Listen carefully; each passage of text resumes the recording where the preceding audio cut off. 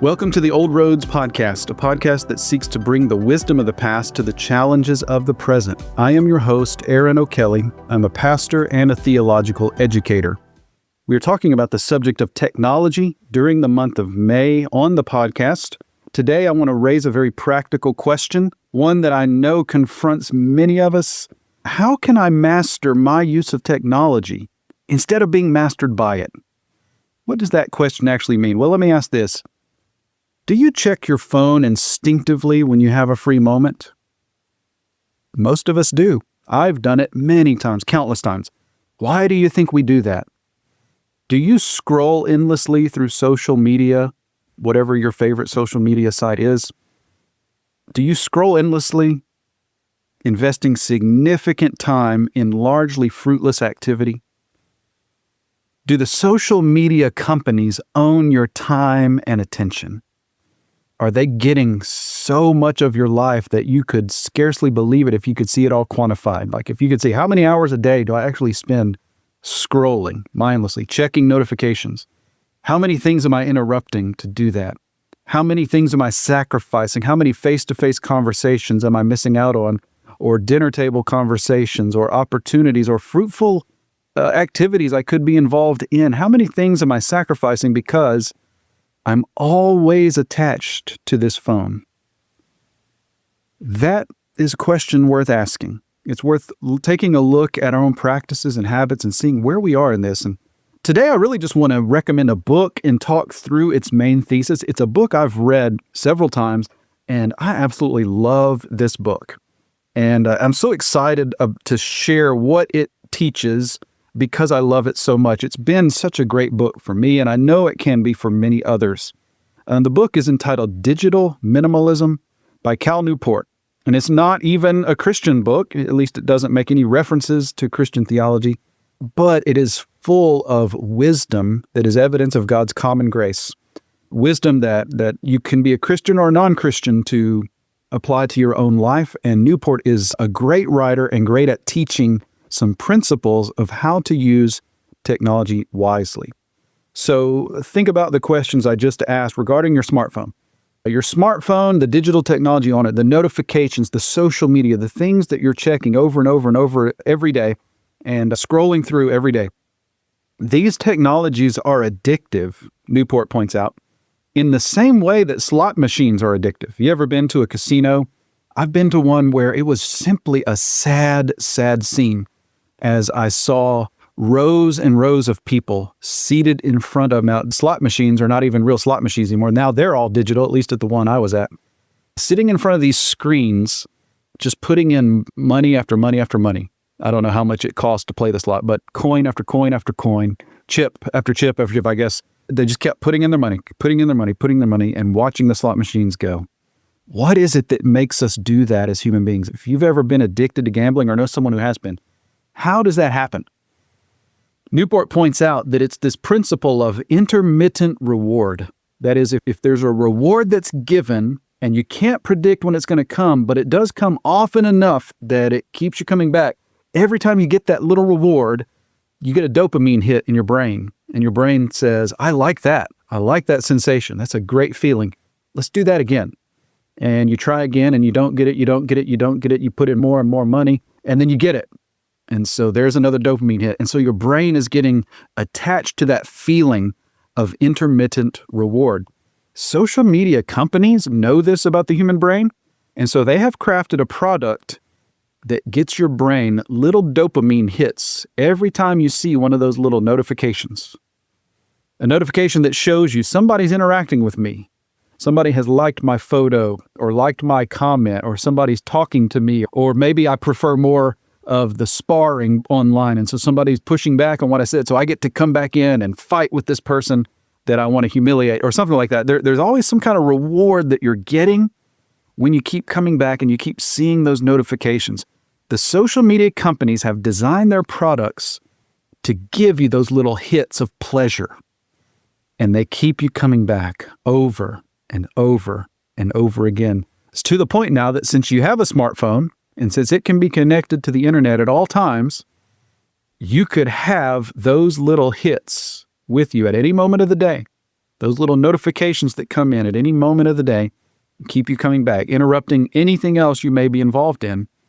And so they've got our eyeballs glued as they have found out ways to get our attention, and they're selling our attention for profit. That is their business model. And so if you find yourself in that cycle, you keep coming back over and over, maybe even mindlessly, you don't even think about it. It's just a habit for you to go and check Facebook or X or Instagram or whatever social media you prefer. I wonder if you've begun to lose personal connection you could otherwise be cultivating. If you've been too deep into social media connection, be aware of what that's doing to your brain and how the social media companies are making you the product as you keep coming back over and over again. One of the things that Newport points out in his book, he has a whole chapter on solitude, which is great. Solitude is an important part of life. And solitude doesn't just mean being alone. He defines it as having quietness of mind so that your mind is free from input from other minds. Now, you could have that when you're all alone. Being alone is probably the ideal location to have solitude, but you could have a moment of solitude in a crowded area. You could be on a bus or on a subway. You could be on a train, a plane. You could be any number of places with other people. But if your mind is not being fed input from other minds, but you're alone with your thoughts, then you are having a moment of solitude. And Newport points out that solitude is important because it gives us space to process our emotions. It gives us time to think deeply about things. We need to be able to think deeply, to ponder deeply the ideas and the situations we confront. And if we don't have that sense of solitude, we are missing out on a great deal of reflection that is important for our own well-being. I think it's no surprise that as the smartphone has been out now for almost 20 years, rates of anxiety and depression have skyrocketed, especially in young people, teenagers who now have their smartphones and they spend all day on their smartphones. They never have time to process their emotions or think deeply about anything. It's always one hit to the next, one hit to the next, and it is inducing in them some profound anxiety and depression. And that's just not good for us as human beings. We weren't designed to constantly take in little bits of information from all over the place, training our brains never to settle down and to think deeply. So Newport points out it is now possible to banish solitude completely from your life. We may be the first generation that can do that because we have smartphones, and those smartphones can always be a source of input from other minds, interrupting our ability to have any sense of solitude. What do we do in light of this? How can you, now come back into the original question, how can you master your use of technology instead of being mastered by it? If you're addicted, if you're always going to these sites, if you can see that it's crowding out other good things in your life, what can you do to get back control and to use technology wisely as a master of technology rather than being a slave to technology? Newport's advice is tremendous. He argues for what he calls the digital declutter.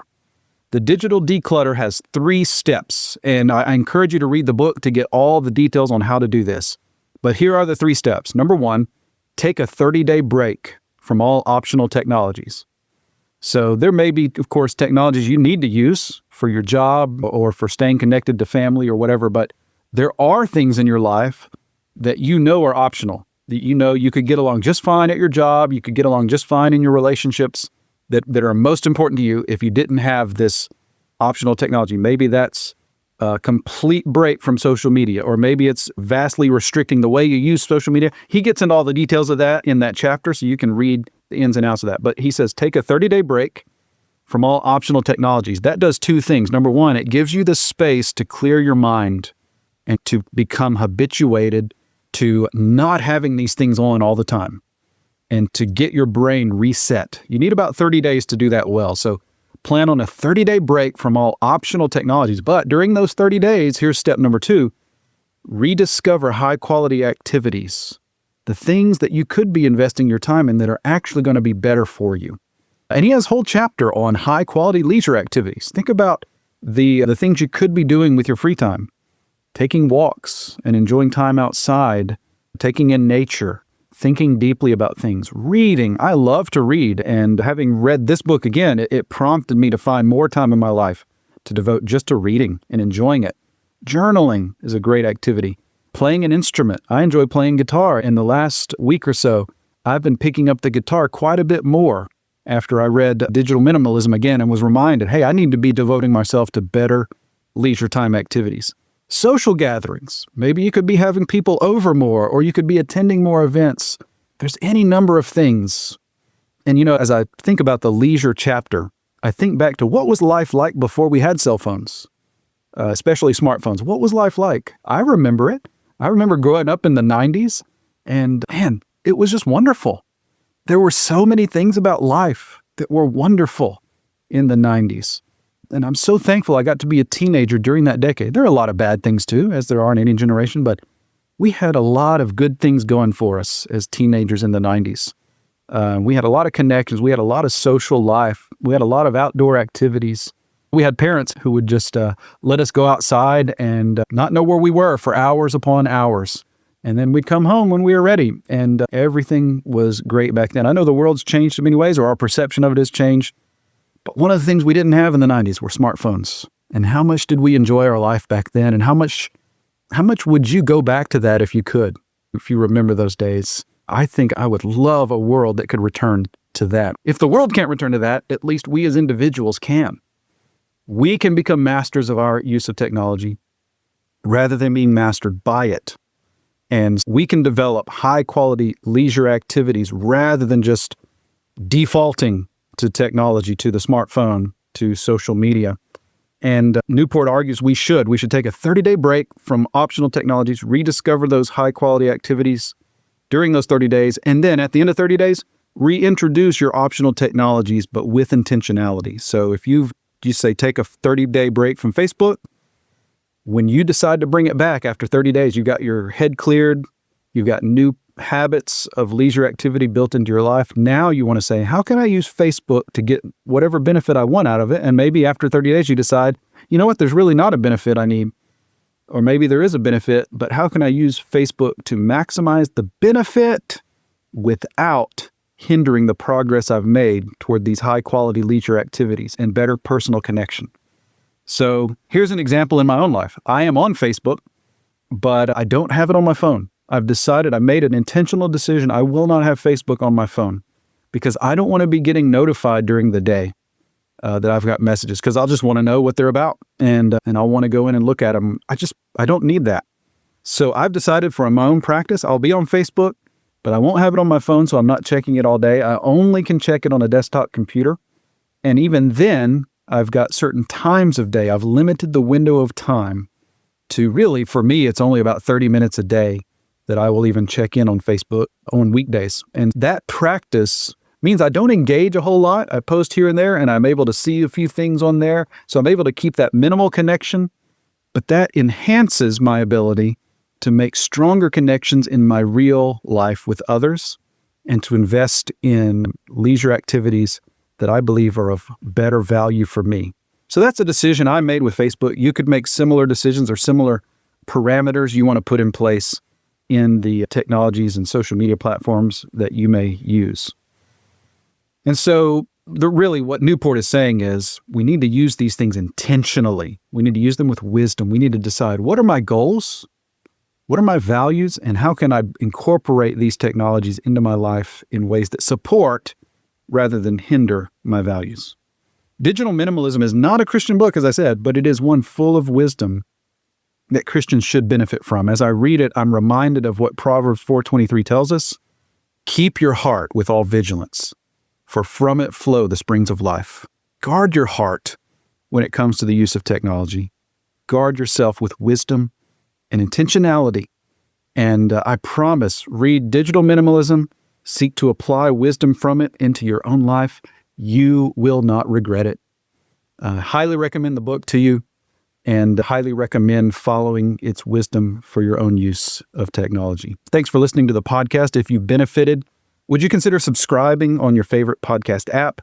Leave us a review, preferably 5 stars. That'll help others find us. And most importantly, you can share this podcast with a friend who could benefit from listening, and that will help get the word out to others as well. If you would like to submit a question, I love to answer your questions at the end of each month. So send me a question. Go to theoldroadspodcast.com and you can submit it there. You can also sign up there to be a patron to support this ministry financially.